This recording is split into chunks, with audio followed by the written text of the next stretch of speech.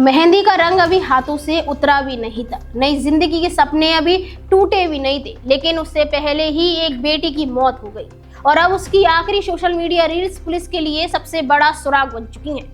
घुटन, anxiety, depression, ये सिर्फ शब्द नहीं थे, बल्कि शायद उस दर्द की आखिरी आवाज थे जो पलक रजक अपने अंदर दबा कर जी रही थी।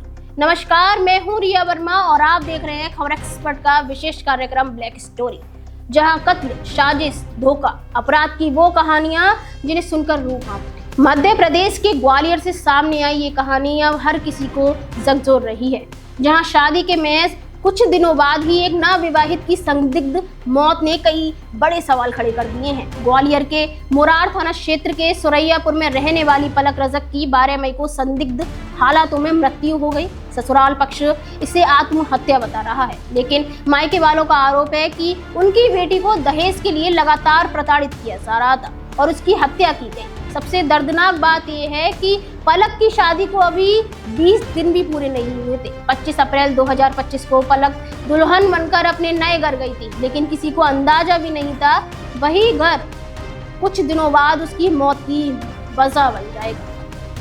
परिजनों के मुताबिक मौत से ठीक पहले पलक ने अपने भाई को फोन किया था। उसकी आवाज डरी हुई थी, वो रो रही थी और बार बार सिर्फ यही कह रही थी, भैया मुझे यहाँ से ले जाओ। भाई तुरंत निकल पड़ा, लेकिन रास्ते में फोन आया कि पलक को अस्पताल ले जाया गया है। जब परिवार अस्पताल पहुंचा तो पलक जिंदा नहीं थी। अब इस केस में कई ऐसे सवाल हैं जो सीधे ससुराल वालों पर शक पैदा कर रहे हैं। मायके पक्ष का आरोप है कि शादी के बाद से ही कार की मांग शुरू हो गई थी। सास, देवर और पति मानसिक दबाव बना रहे थे, यहाँ तक कि शादी से मिली एफडी भी तुड़वा ली गई थी। परिवार का दावा है कि पलक के शरीर पर चोट के भी निशान थे। इसी बीच पुलिस को पलक की सोशल मीडिया रील्स मिली, जो मौत से 2 दिन पहले बनाई गई थी। रील्स में दिखाई दे रहे शब्द अब पूरे मामले को और ज्यादा रहस्यमय बना रहे हैं, क्योंकि जो लड़की अपनी वीडियो में घुटन और डिप्रेशन की बात कर रही थी, क्या वो अंदर ही अंदर टूट चुकी थी या फिर उस पर ऐसा दबाव बनाया जा रहा था जिससे निकलने का उसे कोई रास्ता ही नहीं दिख रहा था। पोस्टमार्टम रिपोर्ट में शुरुआती तौर पर मौत की वजह फांसी बताई गई है, लेकिन पुलिस अब दूसरे मेडिकल ओपिनियन की भी तैयारी कर रही है।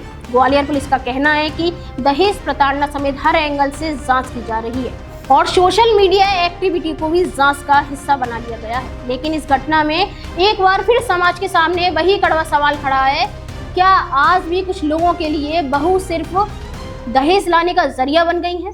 एक बेटी जो शादी के बाद नई जिंदगी शुरू करने गई थी, वो आखिर इतनी जल्दी मौत तक कैसे पहुंच गई? ये सिर्फ एक केस नहीं, बल्कि उन तमाम लड़कियों की कहानी है जो चुपचाप सब सहती रहती हैं और जब बोलती हैं तो अक्सर बहुत देर हो चुकी होती है। इस मामले पर आपकी क्या राय है? क्या दहेज प्रताड़ना के मामले में और कड़े कदम उठाए जाने चाहिए? कमेंट बॉक्स में जरूर।